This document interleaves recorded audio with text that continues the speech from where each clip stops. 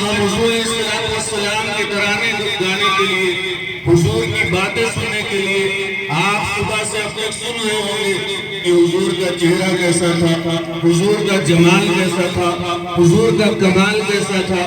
آپ قرآن اٹھا کے دیکھیں، ہمارے مفسرین کرام فرماتے ہیں کہ قرآن الحمد کی الف سے لے کے والناس کی سین تک اگر آپ قرآن کو بغور مطالعہ کریں گے تو قرآن کا ایک ایک حرف حضور علیہ السلام کی نعت بیان کرتا ہوا نظر آئے گا۔ عزیزان ملت، اس طریقے سے پورا قرآن حضور کی نعت بیان کر رہا ہے، لیکن بعض ایسی خاص صورتیں ہیں جو صرف حضور علیہ السلام کے حسن و جمال کو بیان کرنے کے لیے آئی۔ آپ دیکھیں سورہ والضحیٰ اٹھا کے دیکھ لیں، حضور علیہ السلام کے چہرے کی قسم اللہ یاد فرما رہا ہے، زلفوں کی قسم یاد فرما رہا ہے۔ اور پھر اسی سورہ مبارکہ میں جہاں پر ظالموں نے آپ پر طعنہ دیا تھا لیکن اللہ نے آپ کے کمالات کو اجاگر کیا۔ میں اعلیٰ حضرت عظیم البرکت کے اس شعر پر اپنی گفتگو کو اور آگے بڑھاتا ہوں کہ اعلیٰ حضرت فرما رہے ہیں، فرش والے تیری شوکت کا علو کیا جانے، فرش والے تیری شوکت کا علو کیا جانے، عرش پہ ہوتا ہے تیرا۔ آخر ہم حضور علیہ السلام کی عظمت کا اندازہ نہیں لگا سکتے۔ جو بھی ہم کہہ رہے ہیں یہ اپنے آخرت کا سامان کرنے کے لیے کہہ رہے ہیں، جو ادا کر رہے ہیں یہ ہم حق نہیں ادا کر سکتے، لیکن اپنی آخرت کو سنوارنے کے لیے، اپنی آخرت کو بنانے کے لیے حضور علیہ السلام کے بارگاہ میں اس پھوٹے پھوٹے کلمے ادا کرنا چاہتے ہیں۔ عزیزان ملت، حضور علیہ السلام کا حسن و جمال کیسا تھا اگر آپ غور کریں گے، احادیث کریمہ اٹھا کے دیکھیں، حضرت ابو ہریرہ سے پوچھئے کہ اے ابو ہریرہ، آپ تو حضور علیہ السلام کی بارگاہ میں ہیں، آپ تو حضور علیہ السلام کے عظیم طالب علم ہیں، آپ نے بہت ساری حدیثیں روایت کی ہیں، آپ سیاہ ستہ اٹھا کے دیکھ لیں، ہر جگہ آپ کو ابو ہریرہ کا نام نظر آئے گا۔ کیوں؟ اس لیے کہ صفہ کے چبوترے پہ بیٹھ کر جن طلبہ نے حضور علیہ السلام کی بارگاہ سے اکتساب فیض کیا تھا ان میں سر فہرست حضرت ابو ہریرہ کا نام آتا ہے۔ عزیزان ملت، حضرت ابو ہریرہ صبح و شام حضور علیہ السلام کو دیکھتے تھے، حسن و جمال کی زیارت کرتے تھے، آپ نے رخ انور کو دیکھا کرتے تھے۔ آپ سے کسی نے پوچھ لیا کہ اے ابو ہریرہ بتاؤ حضور کیسے تھے، تو آپ فرماتے ہیں کل قمری لیلۃ البدر لم ارا قبلہ وبعدہ مثلہ،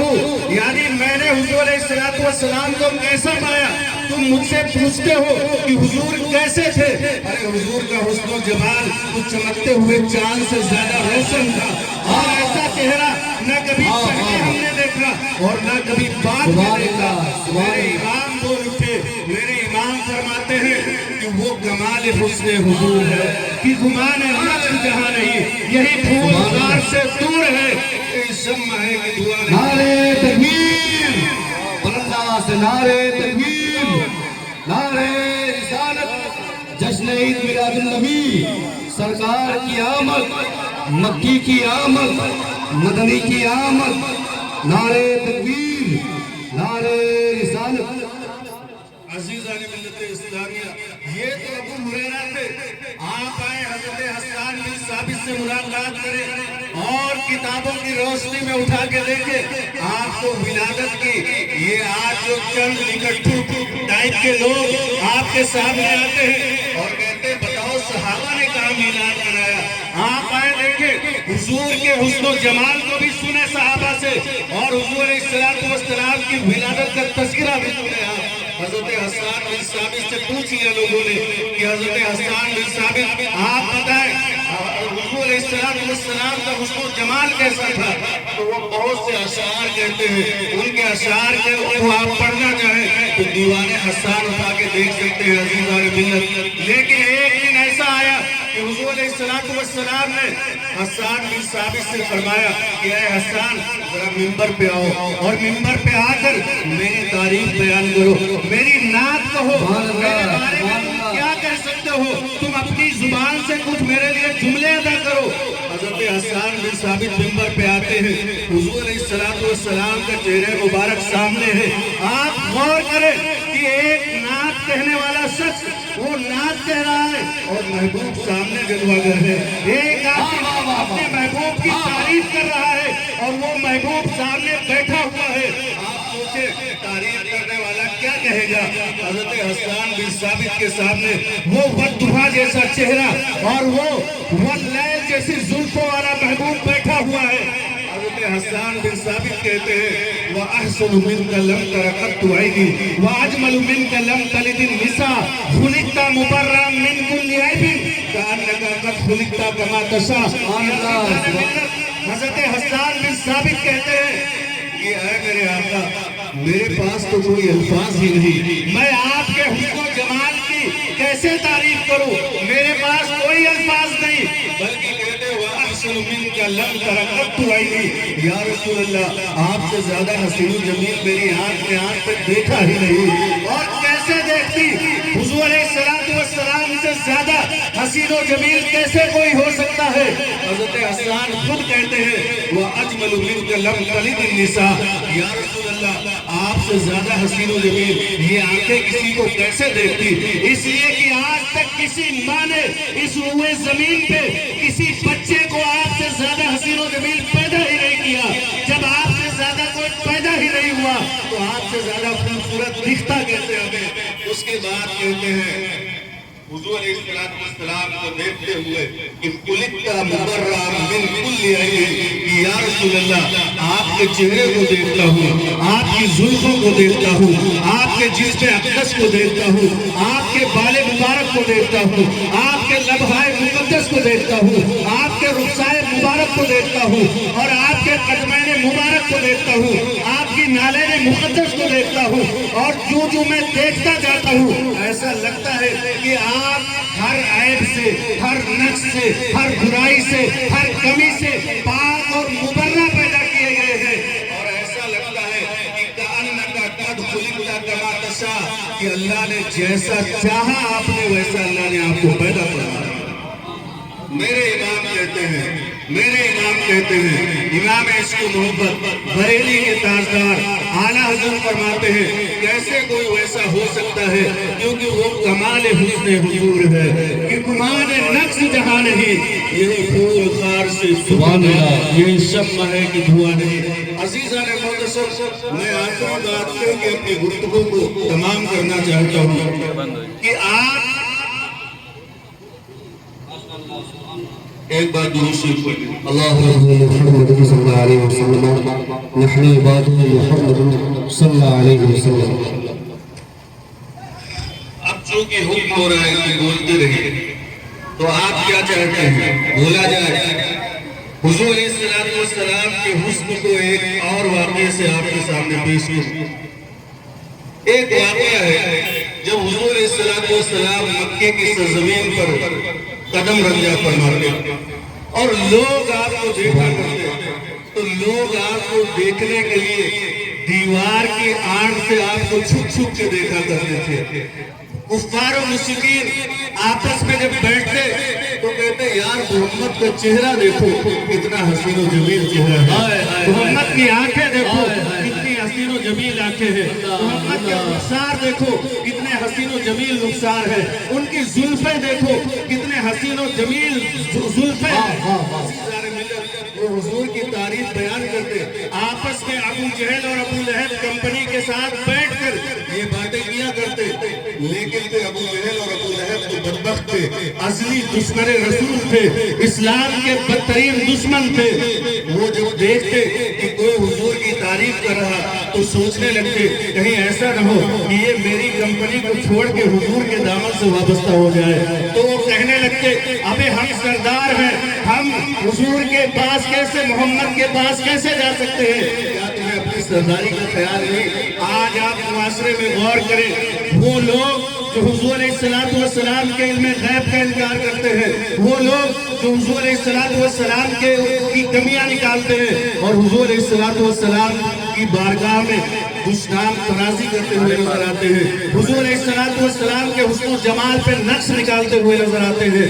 وہ بھی صرف اس وجہ سے آپ کے ساتھ نہیں ہوتے اور غلامان مصطفیٰ کے ساتھ اس لیے نہیں آتے کیونکہ بسا اوقات وہ سمجھتے ہیں ہماری چودراہٹ کہاں جائے گی، ہماری پردھانی کہاں جائے گی، ہماری یہ بادشاہت کہاں جائے گی، ہم تو اپنے علاقے کے سب سے رئیس مانے جاتے ہیں، اگر ان تمام عاشقان رسول کے ساتھ ہو جائیں گے تو ہم بھی انہی کی طرح غلام سمجھے جائیں گے، اس لیے ان کی قسمت میں ایمان نہیں لکھا ہوتا۔ لیکن حضور علیہ السلام کی جب صورت کو دیکھتے، حسن و جمال کو دیکھتے تو آپ کے حسن و جمال کی وہ آپس میں تعریفیں کیا کرتے۔ ایک بچے کا، ایک نوجوان کا واقعہ آپ کو بتاتا ہوں، اس نوجوان کا نام، بچے کا نام تقریباً 12-15 سال کا بچہ ہے، اس کا نام ہے ابو قرصافہ، وہ مکے کے باہر کی وادی میں رہتا ہے اور بکریاں چرایا کرتا ہے۔ دراصل اس کے والد کا انتقال ہو گیا ہے، اس کی ماں اپنی بہن کے ساتھ رہتی ہے، یعنی یہ بچہ اپنی خالہ کے یہاں رہتا ہے اور اپنی خالہ کی بکریاں مکے کے باہر چراتا ہے۔ یہ مکے کے باہر ویران میں بکریاں چرا رہا ہے، اچانک حضور علیہ السلام کا گزر ہوتا ہے اس جانب سے، اس کی نظر حضور تاجدار دو عالم صلی اللہ تعالیٰ علیہ وسلم کے چہرہ اقدس پہ پڑ جاتی ہے۔ جب حضور پہ نظر پڑتی ہے تو وہ بچہ حضور کا دیوانہ ہو جاتا ہے، حضور علیہ السلام کی محبت تیر بن کے اس کے دل میں پیوست ہو جاتی ہے، اور جب یہ محبت پیدا ہوئی اب خالہ اور اماں اس کی اسے بکریاں لے کر چرانے کے لیے بھیجتی، وہ بکریاں لے کر آتا، بکریاں چھوڑ دیتا اور حضور کی بارگاہ میں حاضر ہو جاتا، حضور کی محفل میں آ کے بیٹھا رہتا، حضور اپنے صحابہ کو کچھ حدیثیں بیان کرتے، کچھ قرآن کے احکامات کو بیان کرتے، وہ سامنے بیٹھ کر حضور کو دیکھتا رہتا، حضور کو تکتا رہتا، حضور کا دیدار کرتا رہتا، ایسے کئی دن تک وہ کرتا رہا، کئی دن گزر گئے، وہ آتا بکریاں چھوڑ دیتا، حضور کی محفل میں بیٹھ جاتا، اس کے بعد بکریوں کو لیتا اور گھر چلا جاتا۔ اس کی ماں اور خالہ نے کہا کہ اے میرے بیٹے بتاؤ تم کہاں رہتے ہو، یہ بکریاں اتنی کمزور کیوں ہونے لگی ہیں؟ اس نے کہا پتہ نہیں، ہمیں نہیں معلوم۔ کہا تم ایسا تو نہیں کہ وہ محمد جو مکے میں نبوت کا اعلان کر رہا ہے تم اس کے ساتھ تو نہیں ہو گئے، تم وہاں تو نہیں جاتے ہو، اس سے بچ کے رہنا، اس کے پاس نہ بیٹھنا، اگر تم بیٹھو گے تو اپنے آباء و اجداد کا دین چھوڑ بیٹھو گے۔ اس نے کہا اے میری خالہ، اے میری امی، میں نے اسی کو دل دے دیا ہے، اسی حضور علیہ السلام کو میں دل دے بیٹھا ہوں اور میں بکریاں لے کر جاتا ہوں، لیکن میرا دل بکریاں چرانے میں نہیں لگتا بلکہ میں حضور کی بارگاہ میں حاضر ہو جایا کرتا ہوں، حضور علیہ السلام جو بیان کرتے ہیں میں سنتا ہوں اور حضور کے چہرے کو دیکھتا رہتا ہوں۔ عزیزان ملت، اس خالہ نے اور ماں نے کہا تم وہاں نہیں جا سکتے، تمہیں جانے کی اجازت نہیں ہے۔ تو ابو قرصافہ کہتے ہیں کہ اے میری ماں، اے میری خالہ، ایک بار چل کے ان کو دیکھ لو، ان کو دیکھ لو، دیکھنے کے بعد اگر وہ تمہیں پسند نہیں آئے تو مجھے بتا دینا، میں ان کو چھوڑ دوں گا۔ وہ خالہ اور ماں حضور کی بارگاہ میں آتی ہے، جب آتی ہے حضور کو دیکھتی ہے، یہ ابو قرصافہ باہر ہے، حضور علیہ السلام کے پاس ماں اور خالہ ہے، انہوں نے دیکھا، دیدار کیا، دیدار کرنے کے بعد جو حضور کی بارگاہ سے نکل کے باہر گئی، ابو قرصافہ انتظار کر رہے ہیں کہ میری ماں اور خالہ آ رہی ہے، اب دیکھو یہ کیا کہتی ہے، کہیں ایسا تو نہیں حضور علیہ السلام کے دامن سے مجھے دور ہونا پڑے۔ جب ماں اور خالہ سامنے آئی، پوچھا اے میری ماں کیف وجدتما حبیبی محمد صلی اللہ علیہ وسلم، کہ اے میری ماں اور خالہ تم بتاؤ کہ میرے حبیب کریم صلی اللہ علیہ وسلم کو تم نے کیسا پایا، تم نے کیسا دیکھا؟ تو کہتی ہے اس کی خالہ نے پہلے کہا، ماں نے نہیں کہا، خالہ نے کہا اے میرے ابو قرصافہ سنو، رأیت رجلا اذا تکلم خرج منہ نور، کہ میں نے ایک ایسے شخص کو دیکھا ہے کہ جب جب بولتا ہے تو اس کے منہ مبارک سے ایسا لگتا ہے کہ نور نکل رہا ہے اور وہ نور کی روشنی باہر دکھائی دے رہی تھی۔ ابو قرصافہ نے کہا اے میری خالہ اور ماں، آپ بتاؤ تم کیا کہتی ہو؟ میں حضور کے پاس بیٹھتا ہوں، اب تم ان کے بارے میں کیا کہتی ہو؟ تو کہتی ہے ما رأینا مثلہ قبلہ ولا بعدہ، یعنی جو تمہارا محبوب ہے یعنی حضور علیہ السلام، ایسا نہ ہم نے پہلے کبھی حسین و جمیل دیکھا اور نہ بعد میں دیکھا، اس لیے میں، اس کی خالہ کہتی میں اعلان کرتی ہوں کہ میں بھی تمہارے محبوب کی دامن سے وابستہ ہو گئی ہوں۔ اب تمہاری ماں کا مجھے نہیں پتا، عزیزان ملت، ماں بھی کلمہ پڑھ لیتی ہے، خالہ بھی کلمہ پڑھ لیتی ہے، اور دونوں حضور صلی اللہ علیہ وسلم کے رخ زیبا کو دیکھ کر، حسن جمال کو دیکھ کر ان کے دامن سے وابستہ ہو جاتی ہیں۔ عزیزان ملت، یہ واقعہ ہم نے مختصراً بیان کیا۔ میں دعا کرتا ہوں کہ اللہ رب العزت ہمیں حق بولنے، حق پر عمل کرنے کی توفیق عطا فرمائے۔ ایک گزارش، آخری بات جو مفتی صاحب کی گزارش تھی اور انہوں نے مجھے حکم دیا تھا، آخری بات یہ 2 منٹ میں اپنی بات ختم کرتا ہوں۔ عزیزان ملت، آپ سب ولادت کا جشن منا رہے ہیں، جلوس محمدی میں نکلے ہوئے، آپ حضور علیہ السلام کے مشن کو آگے بڑھانے کے لیے نکلے، حضور علیہ السلام کا جو حضور علیہ السلام کا جو منصوبہ تھا، اس منصوبے کو آگے لے جانے کے لیے نکلے ہیں۔ عزیزان ملت، یہ منصوبہ کیا تھا؟ حضور کے آنے کا مقصد کیا تھا؟ آئے قرآن سے پوچھے، قرآن کہتا ہے هو الذی بعث فی الامیین رسولا منہم یتلو علیہم آیاتہ ویزکیہم ویعلمہم الکتاب والحکمہ، یعنی کہ وہ رب جس نے اپنے رسول کو انپڑھوں میں سے، انہی میں سے انپڑھوں میں بھیجا، ان رسول کا کام کیا ہے؟ وہ رسول کرتے کیا ہے؟ اللہ فرماتا ہے یتلو علیہم آیاتہ، یہ رسول اپنی امت کو اللہ کی آیتیں سناتے ہیں، انہیں ان کی آیتیں بتاتے ہیں، وَيُزَكِّيهِمْ، اور ان کے دلوں کو پاک اور صاف کرتے ہیں۔ یعنی آپ کے دل میں اگر حسد ہے، بغض ہے، کینہ ہے، کفر ہے، شرک ہے، تو حضور علیہ السلام اللہ کی آیتیں سنا کر آپ کے دل سے یہ گندگی کو دور کرتے ہیں۔ وَيُعَلِّمُهُمُ الْكِتَابَ وَالْحِکْمَةَ، اور حضور علیہ السلام آپ کو کتاب سکھاتے ہیں اور حکمت کا درس دیتے ہیں۔ عزیزان ملت، یعنی حضور کی بعثت کا مقصد یہ ہے کہ قرآن کے احکامات کو ہم مضبوطی سے پکڑے، احادیث کریمہ کو ہم مضبوطی سے پکڑے، اور جو احکامات ہمیں بتائے گئے ہیں ان پر ہم عمل کریں۔ آج اسی میلاد النبی کے جشن میں یہ آپ عہد کریں کہ آج کے بعد ہم حضور علیہ السلام کی سنتوں کو نہیں چھوڑیں گے، حضور علیہ السلام کہ محبوب ترین عمل یعنی نماز کو نہیں چھوڑیں گے۔ آپ جلوس میں رہ کے اگر نمازیں چھوڑ رہے ہیں تو آپ یہ سمجھ لیں آپ کا جلوس میں آنا یہ ثواب نہیں ہو سکتا ہے، عذاب مستحق بن جائے۔ اور عزیزان محترم، ہماری مائیں بہنیں جو یہاں بیٹھی ہوئی ہیں، آپ ان علماء کرام سے پوچھیں،